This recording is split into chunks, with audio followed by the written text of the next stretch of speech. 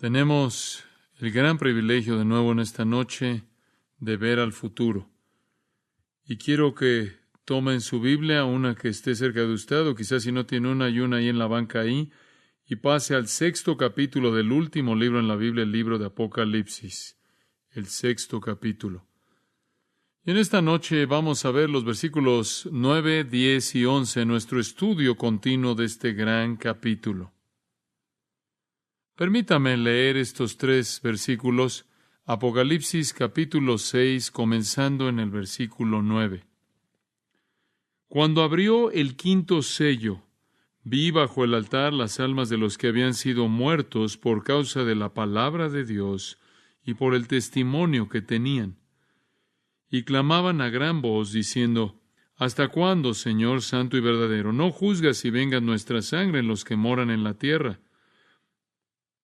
Y se les dieron vestiduras blancas, y se les dijo que descansasen todavía un poco de tiempo, hasta que se completara el número de sus consiervos y sus hermanos, que también habían de ser muertos como ellos.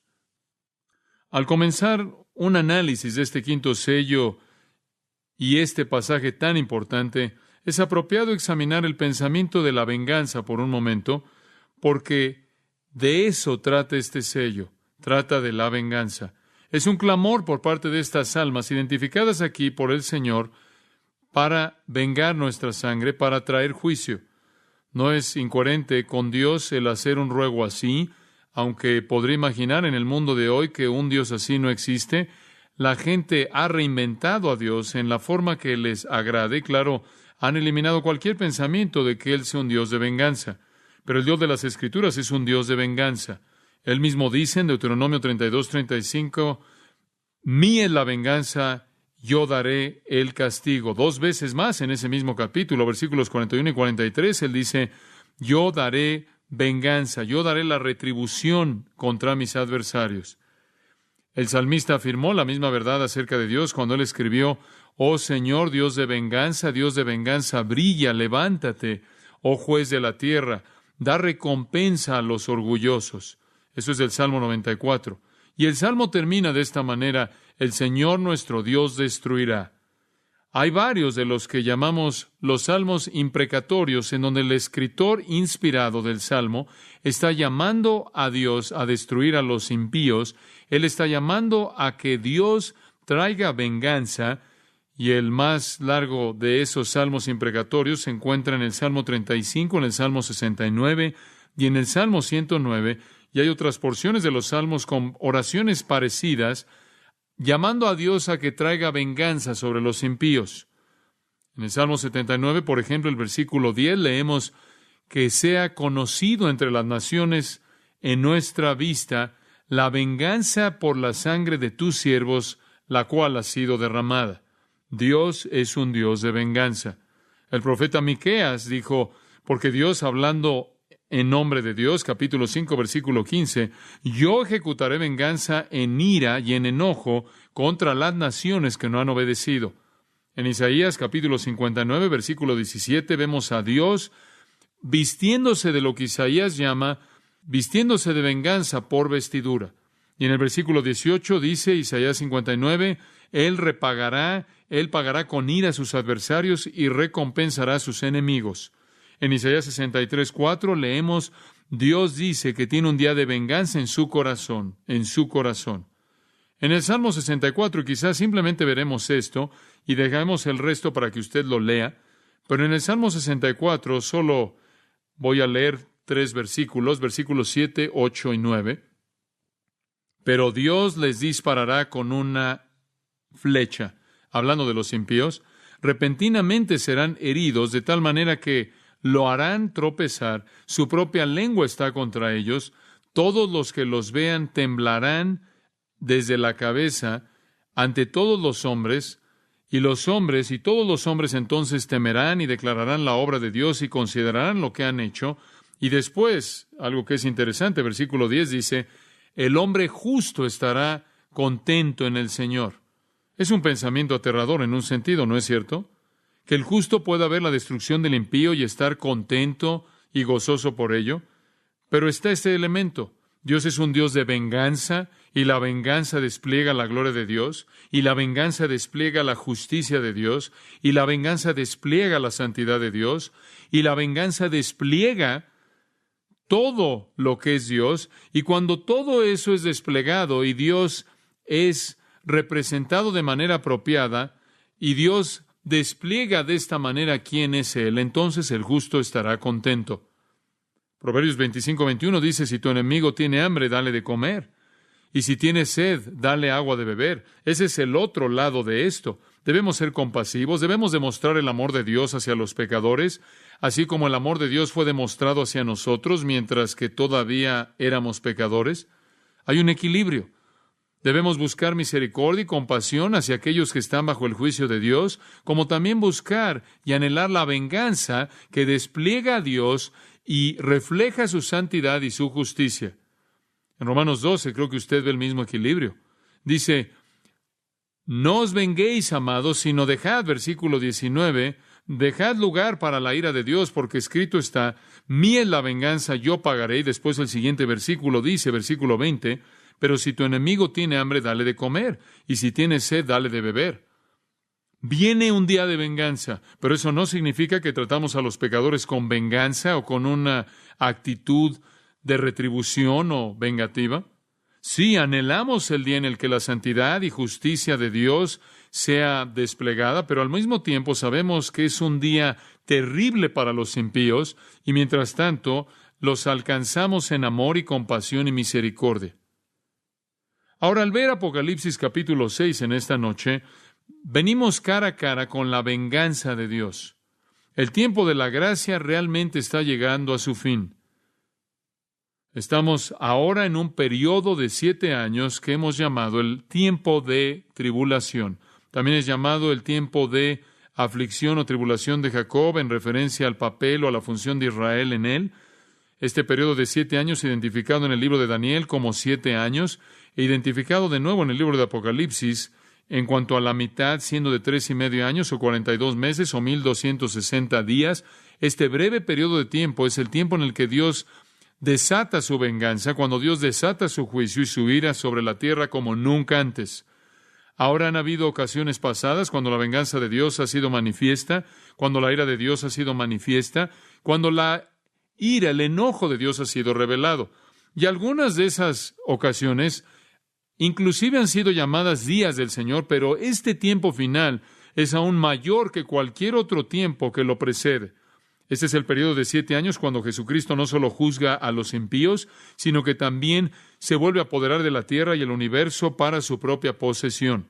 Ahora recordará que en el Evangelio de Mateo Jesús ahí predicó un sermón, lo llamamos el discurso del Monte de los Olivos, en el cual él discutió este periodo de tiempo. Y él dijo que estos 7 años serían divididos en 2 mitades. La primera mitad él la llamó el principio de dolores. Es un término muy vívido.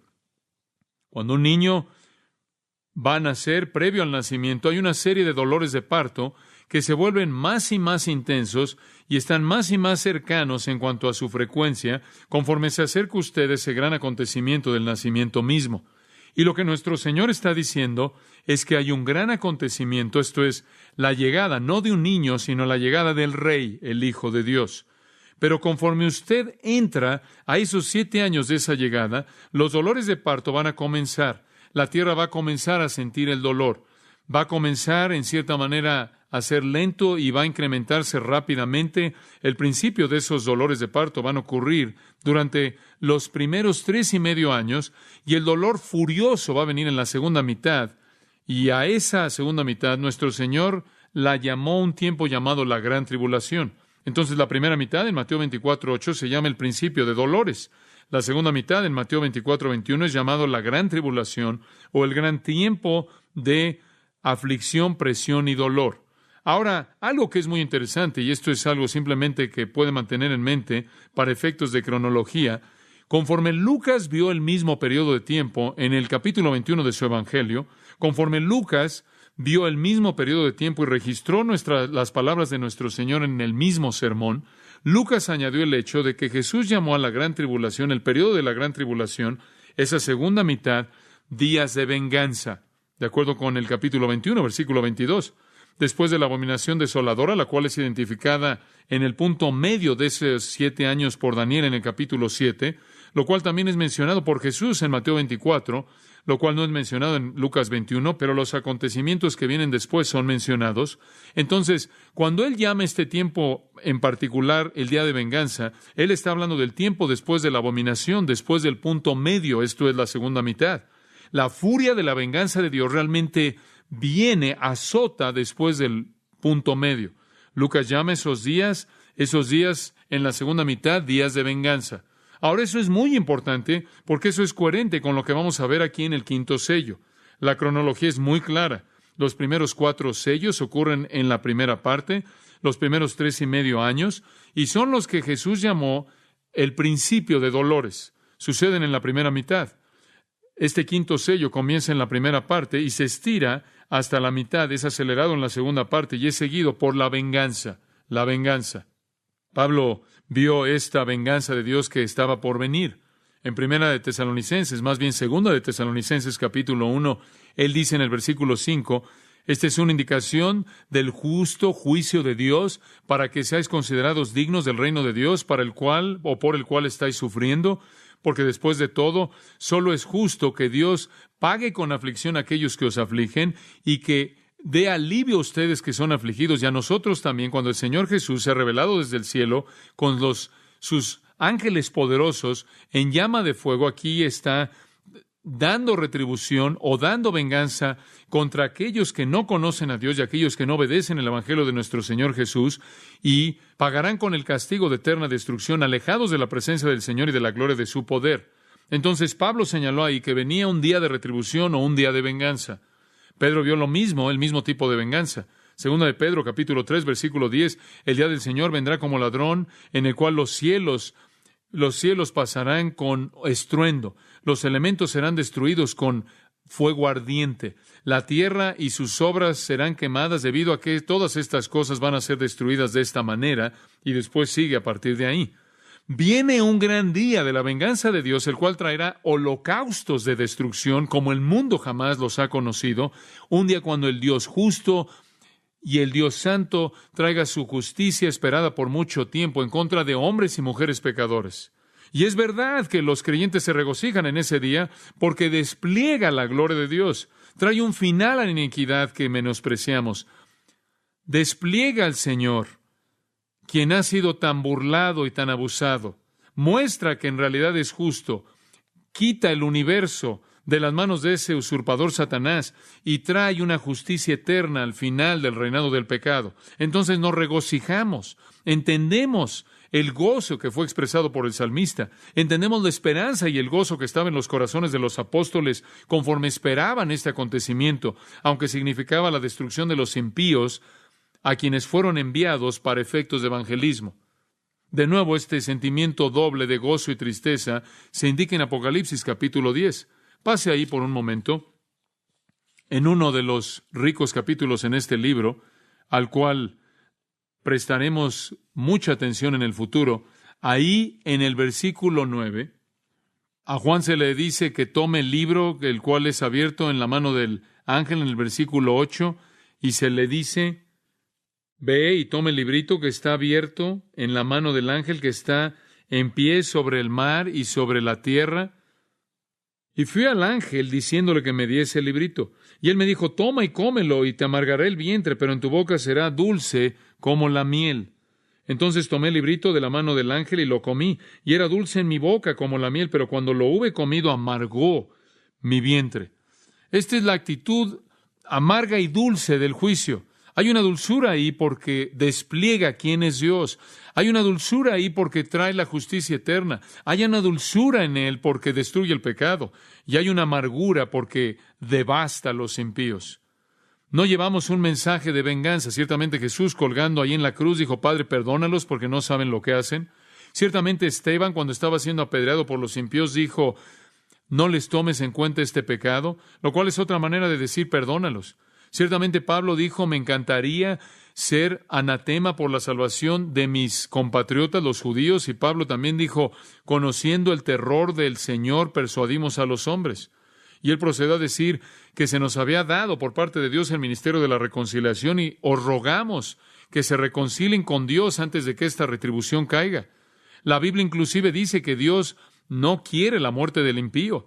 Dice que Dios no quiere que nadie perezca, sino que todos vengan al arrepentimiento. Supongo que esto es ilustrado por el mismo salmista que escribió los salmos imprecatorios, en los cuales él invocó el fuego de Dios sobre sus enemigos, y es el mismo salmista quien, cuando tuvo la oportunidad, como se registra en 1 Samuel 24 y 26, él pudo haber quitado la vida de su enemigo Saúl y le perdonó la vida porque él tuvo compasión y tuvo misericordia y se preocupó por el alma del hombre. Pero su espíritu no siempre contendrá con el hombre.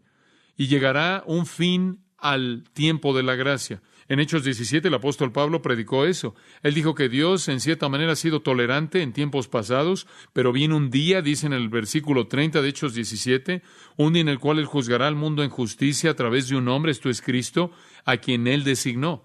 Viene un día cuando la gracia terminará y el juicio caerá. Es esa expectativa tan importante la que se tiene en mente en el quinto sello. Es el sello que nos indica la expectativa. Ahora, usted ha notado en cada caso que hay una fuerza que está operando. Sello número 1, la fuerza fue ¿qué? ¿Se acuerda? Paz. Sello número 2, la fuerza fue guerra. Sello número 3, la fuerza inundando la tierra fue el hambre. Y el sello número 4, el caballo amarillento, la fuerza fue la mortandad resultando en muerte por todos lados. Hay otra fuerza en este quinto sello y raramente es discutida por los comentaristas. Pude encontrar un comentarista que realmente entendió esta fuerza, digamos, de una docena que leí. La fuerza aquí es la venganza, pero detrás de esto está la oración. Podríamos casi decir que la fuerza es la oración por la venganza. La venganza viene en el quinto sello, la oración. Y si recordamos la promesa de Santiago que la oración eficaz del justo puede mucho, entonces estas tienen que ser oraciones poderosas porque están siendo ofrecidas por personas que ya están en el cielo y no tienen mancha de pecado en ellas. Entonces aquí están las oraciones de los que son perfectamente justos y ese tipo de oraciones son una fuerza y son oraciones por venganza y esas oraciones serán respondidas. Ahora recuerde que los últimos 7 años de juicio comienzan a esperarse en el capítulo 4, conforme el trono comienza a verse rodeado de truenos y relámpagos. El juicio en sí comienza aquí en el capítulo 6 y se lleva a cabo hasta el capítulo 19. Y todo comienza con la apertura del libro sellado 7 veces, o ese rollo sellado 7 veces. Los primeros 4 ángeles, ya hemos visto, entraron a la escena en respuesta a la apertura de los primeros 4 sellos. Y habrá una paz falsa y guerra y hambre, y va a haber mortandad, trayendo una muerte por todos lados que va a matar a 1/4 de toda la humanidad. Entonces ya sabemos que el mundo está enfrentando un periodo de problemas inimaginables.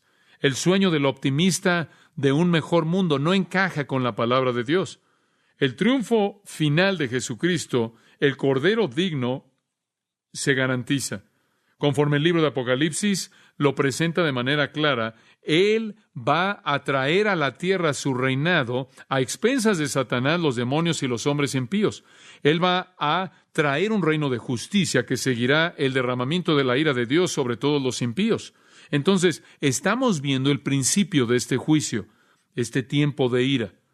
Y como delineé, dije, a lo largo de estos 7 sellos, incluye, como veremos, 7 trompetas que vienen en un periodo muy breve y 7 copas que vienen aún en un periodo más breve, en una sucesión de acontecimientos muy rápida. Todavía estamos en la primera mitad del periodo de 7 años, conforme llegamos al sello número 5. La segunda mitad, los días de la venganza, todavía no han sido desatados, pero esta es la oración de venganza. Ahora, al ver estos 3 versículos, quiero que noten 3 características, simplemente para dividirlo, para que en cierta manera pueda seguirlo.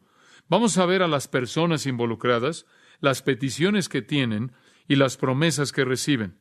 Las personas involucradas, versículo 9, las peticiones que tienen en el versículo 10 y las promesas que reciben en el versículo 11. Esto es absolutamente fascinante.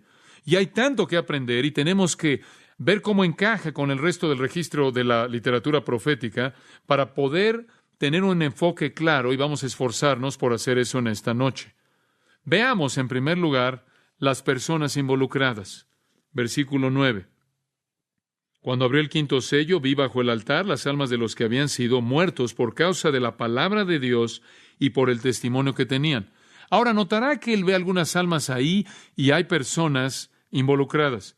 Ahora vamos a entrar a ellas específicamente, pero comencemos al principio del versículo. Cuando abrió el quinto sello.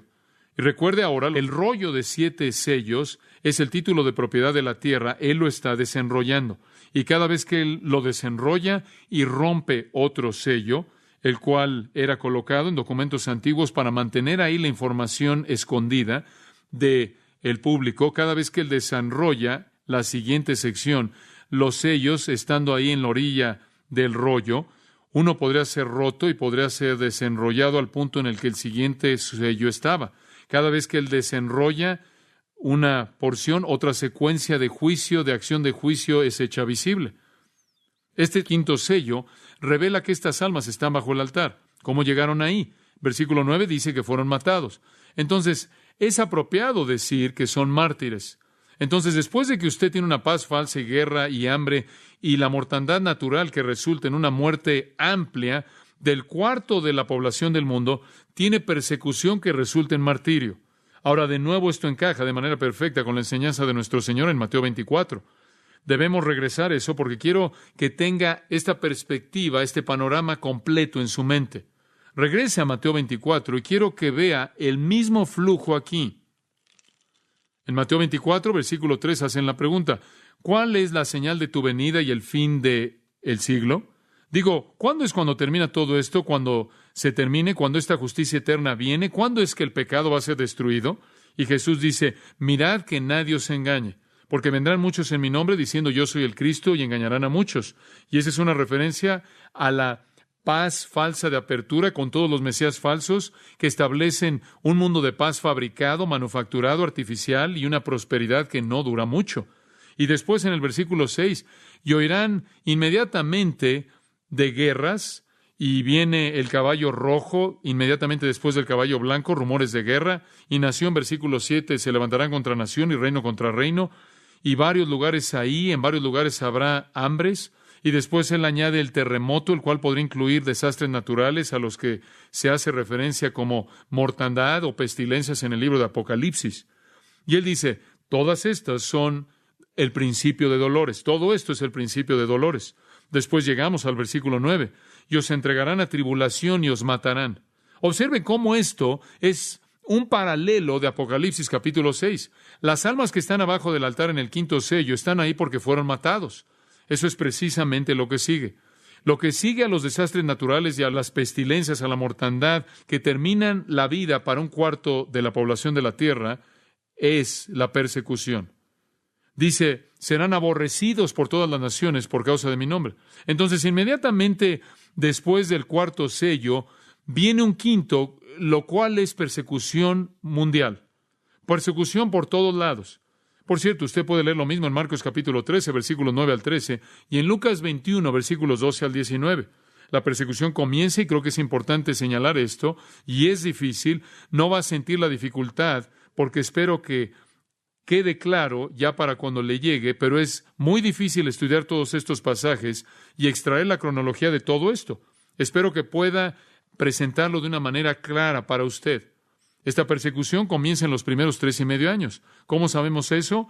Porque ya vimos que comenzó en el versículo 9 y la abominación desoladora no viene sino hasta el versículo 15, y Daniel 9:27 dice que eso sucede a la mitad del periodo de los 7 años.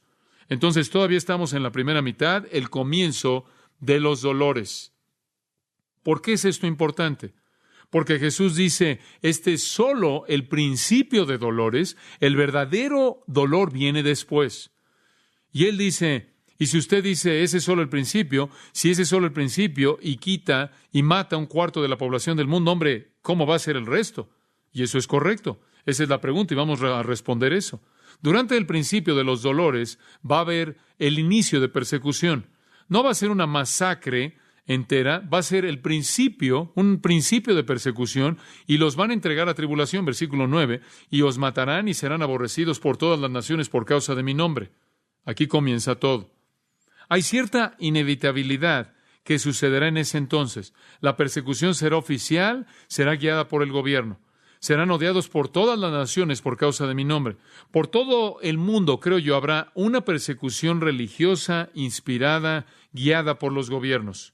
Creo que las cortes se van a involucrar, los gobernantes se van a involucrar, las sinagogas y las iglesias se van a involucrar. Será el tipo de persecución que es manejada de manera oficial. El sistema religioso ecuménico mundial se va a involucrar y la religión se va a volver el perseguidor de los verdaderos creyentes. Lee Apocalipsis 17:6. La iglesia falsa, la ramera, se embriagará con la sangre de los mártires. La persecución refleja un odio mundial hacia Dios y Cristo. Comienza, como dije, aún antes de que el anticristo sea revelado. Él no se revela sino hasta el punto medio cuando él profana el templo en Jerusalén. Hasta ese punto, Él es el Salvador del mundo, Él es el libertador del mundo, Él es una persona con mucho poder a nivel mundial que está involucrado primero en la paz, después en la guerra, tratando de consolidar este poder mundial. Realmente no es revelado, sino hasta el punto medio. Pero aún antes de la revelación del anticristo al mundo, esta persecución comenzará. Y recuerde ahora, el que lo detiene, de acuerdo con 2 de Tesalonicenses capítulo 2, versículo 7, quien es el Espíritu Santo, ha estado restringiendo, deteniendo el pecado. Él lo está haciendo ahora, está conteniéndolo. Pero durante este periodo de tiempo, el que lo detiene suelta esto, quita su restricción y el pecado se desata sin restricción alguna. El Espíritu Santo quita su restricción y deja que las actitudes antidios, anticristo, se desaten sin refreno alguno. Y conforme esto comienza, algunos morirán. Después viene la inevitabilidad en el versículo 10. Y en ese tiempo muchos caerán y se entregarán unos a otros y se aborrecerán unos a otros, y muchos falsos profetas se levantarán y engañarán a muchos, y debido a que la impiedad se incrementará, la mayoría, el amor de muchos se enfriará. Hasta ese entonces yo creo que habrán ciertas personas que se identificarán con el cristianismo, habrán personas que se salvarán a principios de este periodo. Recuerde ahora que la iglesia ha sido ya raptada antes de que esto comience. Habrán conversiones que ocurrirán durante este periodo de tiempo al principio, y mencionaremos eso en un momento. La gente se salvará y la gente se identificará como siempre lo ha hecho con la iglesia. No serán el verdadero trigo, será cizaña. Pero una vez que la persecución comience, van a apartarse, van a seguir a falsos profetas y van a enfriarse en su amor hacia el Señor. Van a mostrar que son falsos. Van a desertar porque serán falsos creyentes. Después en el versículo 13 él dice, pero el que persevere hasta el fin, éste será salvo. Los cristianos genuinos siempre perseveran en medio de cualquier tipo de pruebas, inclusive cuando es persecución y martirio. Después en el versículo 14 dice, a pesar de toda esta hostilidad, esto es maravilloso, a pesar de toda esta masacre de cristianos que está causando la deserción por todos lados, el evangelio del reino será predicado en el mundo entero para testimonio a todas las naciones y entonces vendrá el fin. Entonces, mientras que la persecución comienza, el principio de ello en los primeros 3.5 años y sigue, va a seguir hacia hasta el final, por cierto, va a continuar hasta el final. Y veremos eso en un momento. Comienza al principio, comienza a escalar hasta el final, y eso en un esfuerzo por masacrar a todo creyente sobre la faz de la tierra. Pero mientras que esto se está llevando a cabo y ciertas personas están desertando, versículo 14 dice, el evangelio continuará siendo predicado. Eso me hace ver que va a ser predicado a lo largo de este periodo de tiempo. El evangelio de cómo entrar en el reino por la gracia a través de la fe en el Señor Jesucristo será predicado. ¿Quién lo va a estar predicando? Bueno, de acuerdo con Apocalipsis 7:1 al 8 y Apocalipsis 14:1 al 5, van a haber 144,000 judíos, 12,000 de cada tribu que van a predicar. De acuerdo con Apocalipsis capítulo 11, van a haber dos testigos que van a hacer milagros y van a predicar el evangelio. De acuerdo con Apocalipsis 14, y esto es realmente maravilloso, de acuerdo con Apocalipsis 14 va a haber un ángel, va a haber algún tipo de ángel volando en el cielo predicando. Apocalipsis 14, necesito leerle esto, vi otro ángel volando a la mitad del cielo, predicando el evangelio eterno a aquellos que viven en la tierra y a toda nación, tribu, lengua y pueblo, les dijo con una voz fuerte, temed a Dios y dadle gloria, porque la hora de su juicio ha venido, y adoradle al que hizo el cielo y la tierra, el mar y las fuentes de las aguas. Va a haber un ángel volando ahí en el espacio predicando. Algunas personas han dicho, bueno, este es el satélite del canal cristiano de televisión. No lo crea. Esa exégesis es mala. Habrán 144,000 judíos, van a haber 2 testigos y va a haber algún tipo de ángel poderoso haciendo una proclamación que va a ir más allá infinitamente de lo que cualquier satélite puede ir. Hasta el final va a haber gente predicando, va a haber creyentes judíos, creyentes gentiles. Y leemos en el capítulo 7 que hay tantas personas que vienen a Cristo que ni siquiera pueden ser contadas. Entonces, la persecución comienza. El evangelio está siendo predicado. Continúa siendo predicado. Algunos abandonan, algunos desertan. Los verdaderos cristianos continúan. O mueren o hasta el final entran al reino porque el Señor los ha protegido de la muerte. Después el acontecimiento de regreso en Mateo 24. El acontecimiento que llega al punto medio. Versículo 15. Simplemente estamos avanzando a lo largo del texto. El evangelio está siendo predicado y después, ¡boom!, viene la abominación desoladora. Esta es la profanación del templo. El anticristo entra al templo en el lugar santísimo en Jerusalén, blasfema al Dios verdadero, establece un ídolo, levanta un ídolo de sí mismo, demanda que el mundo entero lo adore como Dios. Él tiene un falso profeta que apunta a él y demanda lo mismo. Este es su asociado, el mundo entero debe adorar al anticristo y él está a cargo. Eso sucede a la mitad de la tribulación. Hasta este punto él es sutil y ahora su sutileza se acabó. En 2 de Tesalonicenses 2 lo describe, versículo 4, como el hombre de impiedad que es revelado, este hombre llamado hijo de destrucción, se opone y se exalta por encima de todo lo que se llame Dios o objeto de culto. Él toma su asiento en el templo de Dios, desplegándose, presentándose a sí mismo como Dios. Él no es ya un líder político, él no es ya un liberador mundial. Él no es un político, él no es un salvador, él no es un gran líder. Él ahora dice al mundo que es Dios. Él es Dios. Versículo 9 dice que él estará en línea con la actividad de Satanás, con todo poder y señales y falsas maravillas y el engaño de la impiedad. Él ha engañado a todas esas personas que perecen porque no recibieron el amor de la verdad para ser salvos. Lo que sucede es que el mundo lo acepta. El mundo lo acepta. Recuerde, examinemos Daniel 8, lo cual describió algo de su llegada al poder. Describimos la semana pasada en Daniel 11, lo cual también lleva a lo mismo. Y podemos decir con certeza en este punto que el anticristo está en control. Para ver algo más acerca de su poder, ve Apocalipsis capítulo 13.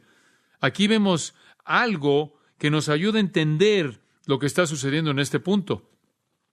En Apocalipsis 13, versículo 3, dice en la segunda mitad del versículo, se maravilló toda la tierra en pos de la bestia y adoraron al dragón, esto es Satanás, que había dado autoridad a la bestia. Entonces Satanás le da su autoridad al anticristo y adoraron a esta bestia. Y dicen, ¿quién como la bestia y quién podrá luchar contra ella? Como pueden ver en todo este asunto de la guerra, él ha sido el héroe conquistador. Él ha sido el protector de Israel hasta el punto medio de la tribulación y después él va tras ellos para matarlos. Como va tras el resto de las personas cristianas, los judíos y creyentes en Cristo son los que él está buscando. Pero ya para cuando él ha establecido su poder militar, como Daniel 8 y 11 lo describen, él ahora toma su lugar. Y él tiene, versículo 5, una boca que hablaba grandes cosas y blasfemias, y se le dio autoridad para actuar 42 meses. Esos son 3.5 años, esa es la segunda mitad. Entonces, él lanza su carrera a la mitad de los 7 años y él la lleva hasta el final del periodo de los 7 años. Él abre su boca en blasfemias contra Dios, blasfema el nombre de Dios, el tabernáculo de Dios y aquellos que moran en el cielo. Él blasfema a los creyentes. Y ahora, versículo 7.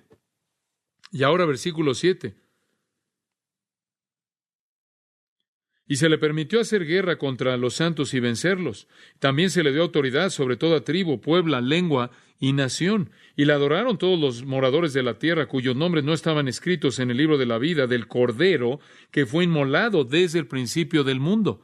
Ahora, todo esto comienza a la mitad. Ahora regresemos a Mateo 24, y quiero que mantenga esto en mente, porque es tan crucial para entender este periodo de tiempo.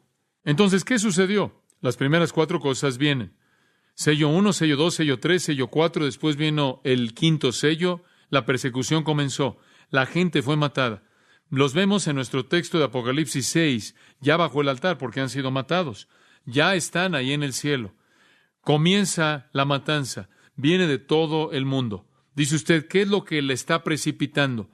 Bueno, no sería muy difícil entender esto, porque los cristianos por todo el mundo van a estar diciendo, oigan, ¿saben lo que está pasando en el mundo? Esto está en la Biblia. No va a ser muy difícil de entender. Cuando vean paz global mundial, seguida inmediatamente por una guerra mundial, seguida inmediatamente por un hambre mundial, seguida inmediatamente por un cuarto de la tierra pereciendo, por una pestilencia trágica, terrible, los cristianos van a decir, miren, esto es exactamente lo que Jesús dijo en Mateo 24 que iba a pasar. Esto es exactamente lo que se registra en la visión de Juan en Apocalipsis 6. Les estamos diciendo, Dios está juzgando el mundo y están viendo el principio de dolores. Y su respuesta es, callen esas personas, mátenlas, no queremos oír esto. Y una vez que el anticristo se presente como Dios y el mundo entero lo acepte, entonces lo que los cristianos dicen es blasfemia contra el único Dios, quien es el anticristo. Y después el propio sistema religioso del anticristo se convierte en el perseguidor y la persecución realmente escala y es contra Israel y contra los creyentes. Para ver cómo se incrementa, lo único que tiene que hacer es ir al siguiente versículo, el versículo 16.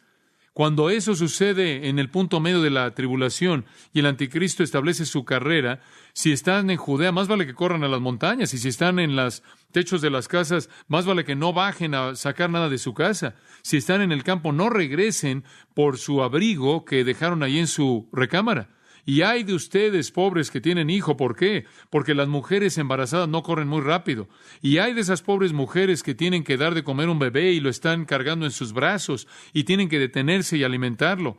Más vale que oren que su ida no sea en el invierno o en un día de reposo, de tal manera que no terminen no pudiendo romper alguna ley torpe y están ahí detenidos, atorados en un lugar. ¿Por qué? Porque entonces habrá gran tribulación, la segunda mitad, como nunca ha ocurrido desde el principio del mundo hasta ahora. Y a menos de que esos días fueran acortados, ninguna vida sería salva. Hombre, la persecución realmente se incrementa. Por todos lados hay falsos cristos, falsos profetas, mostrando sus señales y maravillas falsas, tratando de engañar a todo mundo.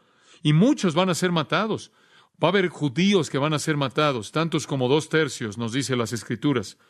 Dios va a permitir que mueran como rebeldes aquellos que han sido limpiados, purgados, incrédulos. Cristianos van a ser matados. Y después vemos algunos de ellos bajo el altar en nuestro texto. En Apocalipsis 9:21 dice más adelante, esas personas no se arrepintieron de sus homicidios, Eso es interesante. Va a haber homicidio por todos lados. Ahora, lo que usted tiene en el mundo del anticristo no son matanzas organizadas por el gobierno, no como Jesús dijo en Juan 16, cuando Él dijo que los iban a llevar a las sinagogas y los iban a juzgar y matarlos y van a ir ante cortes y jueces. Ese es simplemente un mundo en el cual se da libertad a todo mundo para que mate a cristianos y mate a judíos. Y todo mundo se vuelve un homicida. Y todos están bajo el poder de Satanás. Ahora muchos van a ser matados. La matanza va a ser masiva. Observe el capítulo 7, versículo 9. Tiene una idea de cuántos van a ser matados. Juan dice, después de esto miré y aquí una gran multitud, y dice aquí, la cual nadie podía contar, de todas naciones y tribus y pueblos y lenguas que estaban delante del trono y en la presencia del Cordero, vestidos de ropas blancas y con palmas en las manos. Y clamaban a gran voz diciendo, la salvación pertenece a nuestro Dios que está sentado en el trono y al Cordero. Y todos los ángeles estaban en pie alrededor del trono, y de los ancianos y de los 4 seres vivientes, y se postraron sobre sus rostros delante del trono y adoraron a Dios, diciendo, amén, la bendición y la gloria y la sabiduría y la acción de gracias y la honra y el poder y la fortaleza sean a nuestro Dios por los siglos de los siglos. Amén. Entonces uno de los ancianos habló diciéndome, estos que están vestidos de ropas blancas, ¿quiénes son y de dónde han venido? ¿Quiénes son? Versículo 14, Juan dijo, yo le dije, Señor, tú lo sabes. Y él me dijo, estos son los que han salido de la gran tribulación y han lavado sus ropas y las han emblanquecido en la sangre del Cordero.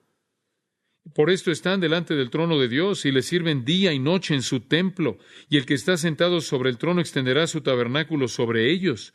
Ya no tendrán hambre ni sed, y el sol no caerá más sobre ellos, ni calor alguno, lo cual le da una idea de la vida que tuvieron que vivir conforme estaban tratando de escapar la matanza. Entonces, la multitud que va a salir del tiempo de la tribulación va a ser innumerable. Va a haber una masa, una gran cantidad de humanidad salvada. El hecho de que el capítulo 7 comienza con la descripción de los 144,000 testigos y concluye con estos que han sido convertidos, es suficiente razón para creer que los 144,000 son los evangelistas clave de traer la presentación del evangelio que dio lugar a la fe en los corazones de esta multitud innumerable. Entonces, aquí están en el cielo, lo cual significa que han sido matados. Ahora, algunos de ellos pudieron haber muerto por una muerte natural, pero la mayoría de ellos habrán sido parte de la masacre que comenzó antes del punto medio de la tribulación y se incrementó en el tiempo de lo que se llama la gran tribulación. Estos que están en el cielo son aquellos que salieron de la gran tribulación. Entonces, el quinto sello tiene que ver con la matanza de los cristianos que comienza con la persecución en la primera mitad y se vuelve una masacre entera después del punto medio y continúan matando a cristianos hasta donde pueden al final. Pero habiendo dicho todo eso, el punto aquí no es martirio. Algunas personas dicen que este sello es martirio, algunos dicen que este sello es persecución. No lo es. Yo estoy entre ambas cosas. Algunas veces digo que el sello es persecución, venganza, y algunas veces pienso que es oración. Y entonces me gustaría ahí meter una diagonal y decir que es oración por venganza o también decirlo así, oración diagonal venganza. Ahora veamos específicamente el versículo 9. Vi bajo el altar. ¿Qué altar? No sé qué altar. ¿Por qué la gente hace preguntas como esa? Digo, puedo leer 15 páginas acerca de personas discutiendo qué altar es y cuando termino estoy diciendo, no sé qué altar es. Si el Señor hubiera querido que usted supiera qué altar era, Él hubiera dicho qué altar era. Pero hay un altar en el cielo, hay un altar ahí, hay un trono ahí. La gente dice, bueno, tiene que ser el altar que es el equivalente al altar en el templo en el Antiguo Testamento. ¿Por qué? ¿No había trono en el templo del Antiguo Testamento? Hay un trono en la escena que Juan ve aquí. Entonces, este es el cielo y tiene aquí su propia arquitectura y ciertamente tiene sus propios adornos y sus características. Hay alguna especie de altar allá arriba. Si yo fuera a escoger, habían 2 altares en el tabernáculo y 2 en el templo. Uno era el altar de la ofrenda del holocausto, donde los sacrificios se hacían. Ese estaba en la parte externa o exterior. El otro era el altar de incienso, en donde las oraciones eran ofrecidas y estaba ahí junto al santuario o el lugar santo. Si yo fuera a escoger entre los dos, yo me inclinaría por escoger el altar de incienso, en donde el incienso retrata la oración que asciende. Usted lee acerca de eso en Éxodo capítulo 40, versículo 5. Pero hay un altar, es un altar en el cielo, y en este caso en particular podría ser emblemático del altar de incienso en el Antiguo Testamento, porque ahí es donde la oración se simbolizaba en el incienso. Y lo que usted tiene aquí es personas bajo este altar que están orando. El altar del holocausto, de la ofrenda quemada. La gente no estaba ahí, no estaba abajo de él. Los sacrificios no se colocaban abajo de ese altar, se colocaban encima de ese altar. Entonces parece que estas personas están bajo el altar orando. Sus oraciones podían ser simbolizadas en tiempos antiguos por el incienso que subía de la parte de arriba del altar. Es importante por lo menos reconocer este altar, porque se va a volver a aparecer en este libro en particular de Apocalipsis, como ya lo hemos visto. ¿Se acuerda allá atrás en el capítulo 5, versículo 8, en donde estaban las copas de oro llenas de incienso, que eran las oraciones de los santos? Bien podrían haber salido de ese mismo altar. El incienso pudo haber estado ahí y lo tomaron de ahí, colocaron eso en sus copas, lo cual simbolizaban sus oraciones. El incienso, como dije antes, simboliza la oración. Capítulo 8, versículo 3, otro ángel vino y se puso de pie en el altar, deteniendo ahí un incensario de oro. Mucho incienso se le dio de tal manera que pudiera añadir a las oraciones de todos los santos en el altar de oro que estaba delante del trono, y el humo del incienso con las oraciones de los santos subió ante Dios de la mano del ángel. Creo que esta es la clave. Probablemente era como el altar de incienso, muy cerca del trono de Dios, muy cerca del santuario en donde Dios moraba.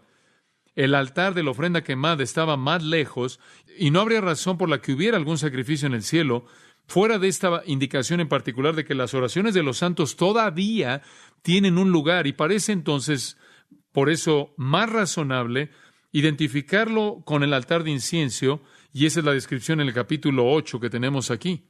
Entonces, aquí hay un altar celestial cercano al altar de incienso en el Antiguo Testamento, pero único, es algo excepcional, único en el cielo, cerca del lugar en donde Dios tiene su trono. La siguiente pregunta, ahora, ¿quién? ¿Quién está aquí en este altar? Ya sabemos el dónde, pero ¿quién? Dice, las almas de aquellos que habían sido matados. Ahora ya les dije quiénes son. Esas almas son mártires de la gran tribulación. Son descritas en el versículo 9 del capítulo 7, el cual leímos. Ahora observe que todavía no han recibido sus cuerpos. Todavía no han recibido sus cuerpos. Solo son almas porque su resurrección corporal todavía no ha ocurrido. Y no ocurrirá sino hasta un tiempo futuro. Y eso será cuando venga el Señor Jesucristo, cuando los cuerpos de los santos del Antiguo Testamento, junto con los cuerpos de los santos de la tribulación, serán resucitados de acuerdo con Daniel capítulo 12. Entonces, simplemente son almas ahí y están bajo el altar y están orando.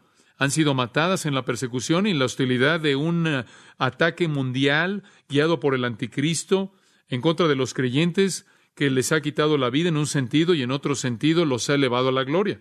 Estas son las primicias entonces de los 144,000 y la predicación del Evangelio que se llevará a cabo hasta el final.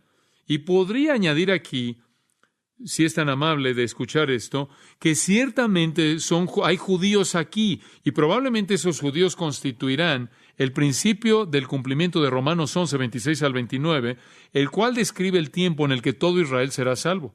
Eso realmente sucede, culminando al final, cuando mirarán a aquel a quien traspasaron y llorarán por aquel como a único hijo. Pero ciertamente habrá algún comienzo, inclusive aquí. Ciertamente los 144,000 son redimidos y no son matados porque el Señor los sella de tal manera que no los pueden matar. Ellos debieron haber llevado a otros judíos a Cristo que habrían sido incluidos en toda nación, toda tribu, lengua y pueblo. Entonces, Romanos 11:26, la salvación futura de Israel está comenzando aún aquí, como dije de acuerdo con Zacarías 12:10 y 13:1, culmina al final de este tiempo de tribulación. La siguiente pregunta que vemos aquí, vemos dónde estaban, vemos quiénes eran. La siguiente pregunta es, ¿por qué fueron matados? ¿Por qué fueron matados? Por la palabra de Dios. Y ya le dije cómo debía haber sido ese escenario. Digo, estos creyentes habrán estado apuntando a la Biblia diciendo, miren, la palabra de Dios explica lo que está pasando en el mundo. Ellos podían interpretar correctamente el principio de dolores, podían interpretar correctamente el juicio de Dios que está llevando al día del Señor y a la ira y a la venganza del Dios Todopoderoso. Y el mundo dice, queremos que se callen. No queremos oír lo que dicen. Entonces comienza la matanza. El mundo no va a tolerar a los predicadores, no va a tolerar el testimonio cristiano. Me parece que en algunas partes del mundo, y quizás inclusive en nuestro propio país, nos estamos moviendo bastante rápido en esa dirección, ¿no es cierto?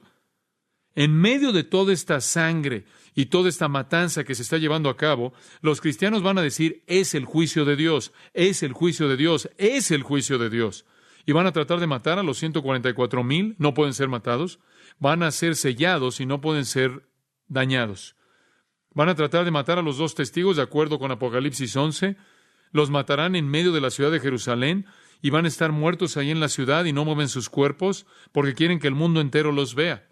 Entonces los ponen ahí en televisión donde están muertos, ¿no les da gusto? Esos 2 testigos que plagaron la tierra. Después, en el tercer día, mientras que todo el mundo está viendo, se levantan de los muertos, comienzan a predicar otra vez. Y esa va a ser una repetición instantánea muy interesante. Sin la restricción del Espíritu Santo, como les señalé, hombres crueles van a matar a aquellos que hablan la verdad de Dios. En segundo lugar, por la palabra de Dios y por el testimonio que tuvieron.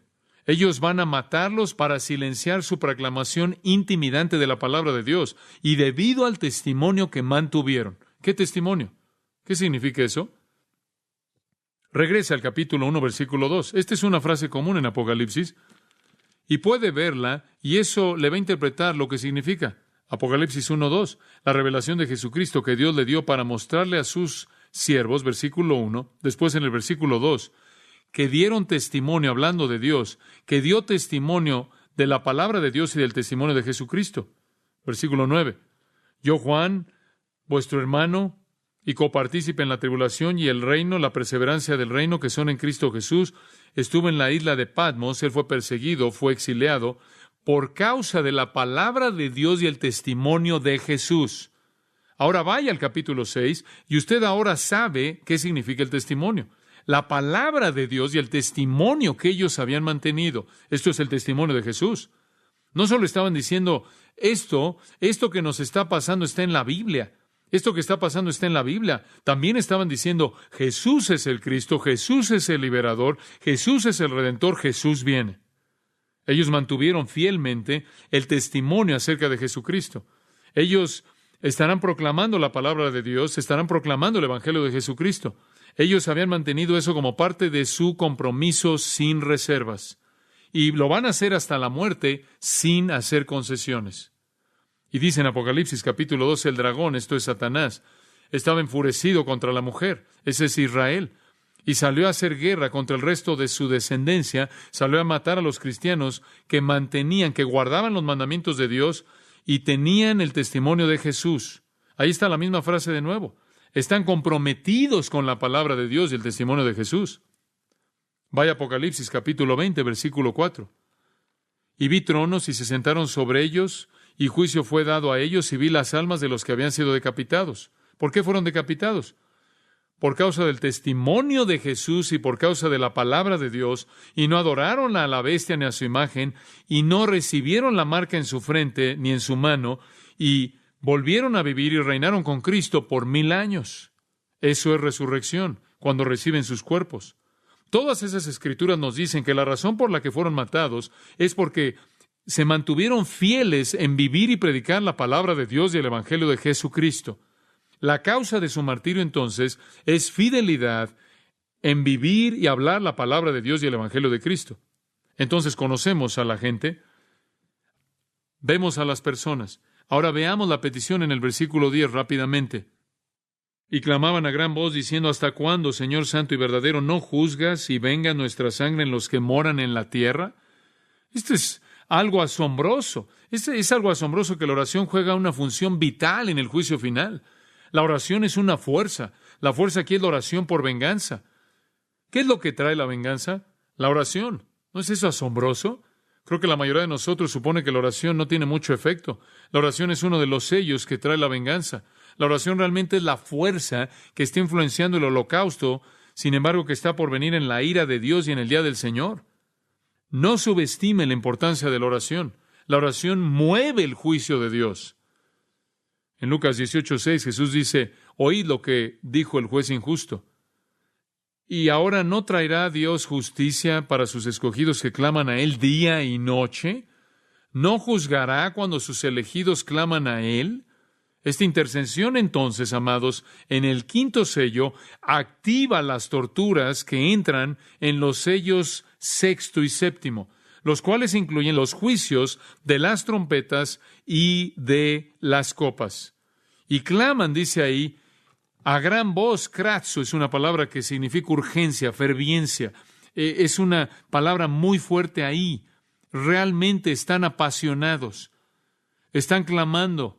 Así como los ancianos, los 24 ancianos glorificados y las 4 criaturas vivientes y el resto de los ángeles, en los capítulos 4 y 5, estaban alabando a gran voz. Estaban alabando con una voz fuerte. Estos aquí están pidiendo con voz fuerte. ¿Y qué es lo que están diciendo? ¿Hasta cuándo, Señor santo y verdadero? ¿Hasta cuándo despotes? La palabra que significa maestro, amo, soberano, gobernante soberano, una palabra más fuerte que curios, que significa Señor. Esta es la palabra que tiene la idea de poder, de majestad y autoridad. ¿Hasta cuándo? Tú eres santo, eso quiere decir, tú tienes que lidiar con el pecado, tú tienes que enfrentarlo, tú eres verdadero, tú tienes que ser fiel a tu promesa. Tú que estás apartado del mal, tú que eres fiel a tu palabra. ¿Hasta cuándo antes de que actúes contra el mal y guardes tu palabra? Por cierto, Jesús en el capítulo 3, versículo 7 es llamado santo y verdadero. Otra indicación de que Jesús y Dios son iguales. Ellos saben que ambos atributos demandan que Dios actúe en venganza. Él debe terminar con el dominio del pecado y debe cumplir su promesa de juicio. Entonces, es un clamor fuerte, urgente. en voz alta, y la pregunta es, ¿hasta cuándo? Ellos saben que vendrá, pero ¿cuánto tenemos que esperar? ¿Por cuánto tiempo te vas a refrenar de juzgar? ¿Cuánto tiempo hasta que la gracia y la misericordia terminen y la justicia y el castigo vengan? Estas oraciones no muestran una actitud de venganza personal, no es una sed de venganza personal. Son un deseo genuino porque termine la iniquidad. Son un deseo genuino por la destrucción de Satanás. Anhelan que se destruya el anticristo y el falso profeta y todos los que lo siguieron.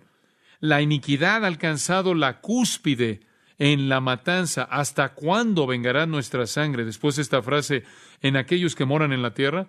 Ese es un término técnico para referirse a paganos no regenerados a lo largo del libro de Apocalipsis.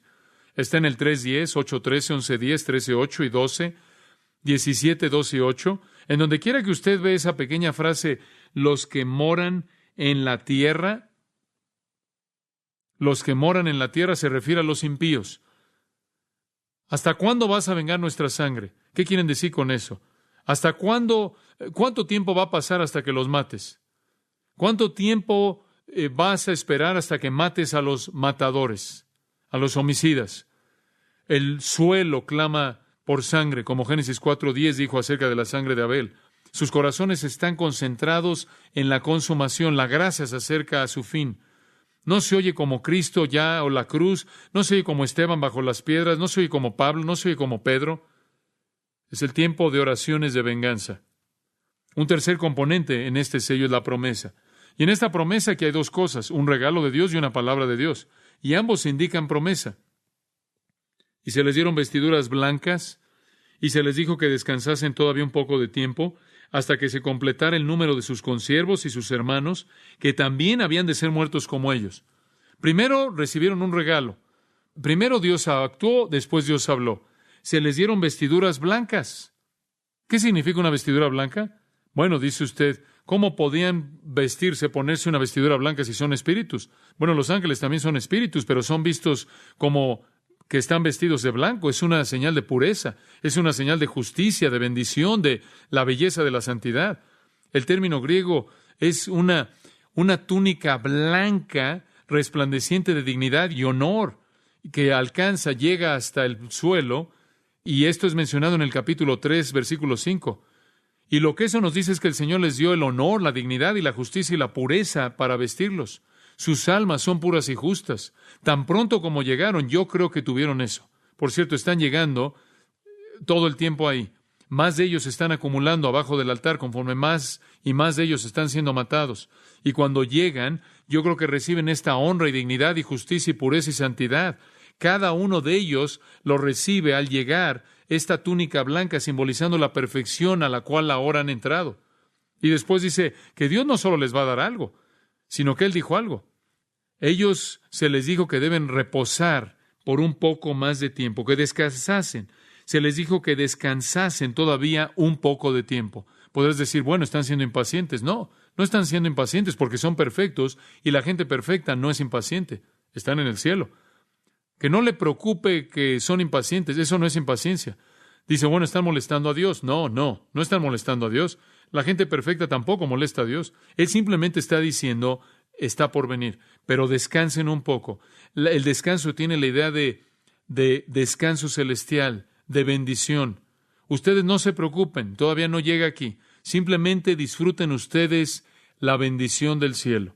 Ustedes son perfectamente santos, ustedes no están fuera de control, ustedes no son impacientes, ustedes no me están molestando, ustedes simplemente disfruten su descanso. Todavía un poco de tiempo. Tienen que esperar un poco más. Esa frase, un poco de tiempo, es usada en el capítulo 10, versículo 6, en la séptima trompeta. Inclusive es usada en el capítulo 12, versículo 12, para hablar del tiempo de Satanás. Él va a seguir operando un poco de tiempo, solo un poco de tiempo. Bueno, ya nos estamos moviendo hacia ese punto medio, entonces un poco más de tiempo. Y bueno, ¿qué estamos esperando? Hasta que se completara el número de sus consiervos y sus hermanos, que también habían de ser muertos como ellos. Hay un número prescrito, predeterminado, que van a ser matados, y ustedes simplemente van a disfrutar de la bendición del cielo hasta que ese número predeterminado, que están agendados para morir se alcance. Satanás, el anticristo y los impíos todavía no han terminado con la matanza. No va a terminar aquí, sino que va a terminar poco antes de que venga Cristo. Así que ustedes descansen, nada más descansen. La venganza está por venir. El mundo se dirige en esta dirección. Ni siquiera puede pensar en esto sin cierto sentimiento de temor, de terror. Por un lado, anhelamos la salvación de los impíos. Por otro lado, anhelamos que la justicia se cumpla, se aplique. Por un lado, amamos a los pecadores y por otro lado, odiamos su pecado. Por un lado, anhelamos que todos pudieran entrar a la bendición del cielo. Por otro lado, clamamos por la destrucción de pecadores que han levantado sus puños en la cara de Jesucristo, le han escupido y lo crucificaron, por así decirlo. Entonces, nuestras sonrisas de expectativa están mezcladas con lágrimas de tristeza. Para nosotros, en este día, por lo menos podemos decir, hoy es el día de salvación, ¿no es cierto? El día de la venganza todavía no viene. Otro pensamiento que viene a la mente al cerrar, me parece que el día de hoy el discipulado es en cierta manera ignorado y el cristianismo es bastante barato, pero puede volverse más y más costoso continuamente. En ese día miles y miles van a sellar su testimonio con su propia sangre. Miles de creyentes van a ser fieles a la palabra de Dios y fieles a Cristo, y eso les va a costar sus vidas. Algunas personas creen que esa será la iglesia porque no creen que la iglesia será raptada antes de la tribulación. Ciertamente esa es una posibilidad y esas personas pueden presentar un buen argumento. De cualquier manera, sea la iglesia como la conocemos, gente que vive en ese entonces, o sean nuevos creyentes que estén vivos en ese entonces, pagarán un alto precio por su fe. Ellos van a ser fieles, van a pasar la prueba de ser fieles hasta la muerte. Me gustaría poder estar de pie con ellos en la eternidad y no sentirme avergonzado. ¿Usted no? Hombre, si usted ve las noticias en la actualidad y se imagina que el hombre es tan sofisticado, él piensa que su evolución lo ha llevado a un lugar muy elevado. Él se siente como que ya pasó los días de masacrar a la gente, pero no. El hombre es un animal vil, impío, miserable, y es solo el poder que restringe, el poder del Espíritu Santo, lo que lo restringe. El mundo no está demasiado iluminado, no es demasiado humanista, no es demasiado humanitario, no es demasiado civilizado, no está demasiado inundado de razón y educación como para repetir las atrocidades de la historia pasada. Va a entrar en atrocidades que los hombres ni siquiera han concebido, de la matanza y masacre que jamás se ha visto. ¿Por qué? Porque será entregado a Satanás sin restricción alguna y tendremos una familia Manson a nivel mundial. Entonces estos santos se dicen que están bajo el altar orando por el día de la justicia, orando porque la justicia se cumpla. Y el Señor dice, les daré justicia ahora, en una promesa de una justicia futura para todos en el reino. Y en el estado eterno también les daré el recordatorio. Hay poco tiempo. Disfruten de la bendición del cielo. Para nosotros todavía hay mucho tiempo. Bueno, ¿qué es mucho? Algo de tiempo, todavía estamos en la época de la gracia, ¿no es cierto? Cuando tenemos que mostrar misericordia y compasión a aquellos que nos rodean y traerles el Evangelio Salvador, el único que puede mantenerlos de esto, el único que puede evitar que estén en esto. Podemos ser tan fieles como estas queridas personas van a ser a la palabra de Dios y el testimonio de Jesús. Eso espero. Padre, gracias por nuestro tiempo en tu palabra en esta noche. Al haber sido traídos cara a cara con la revelación divina, estamos abrumados por ella. Estamos asombrados por ella.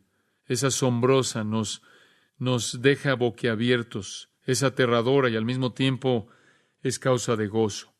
Ayúdanos a vivir, Señor, en este tiempo, en esta época de gracia, cuando la salvación está siendo ofrecida a todos los que oigan y crean. Ayúdanos a vivir de tal manera que podamos guiar a muchos a la justicia para que puedan escapar de esta hora inevitable.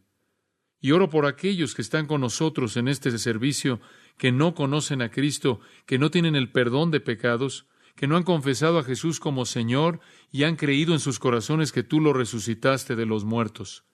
Oro por ellos, que ellos no entren en tu venganza, sino que sean librados, que tú les concedas fe Fe para creer en el Señor Jesucristo, quien dio su vida por ellos, quien murió por sus pecados, pagando la paga, y resucitó para andar en ellos y a través de ellos en una vida nueva. Y oramos,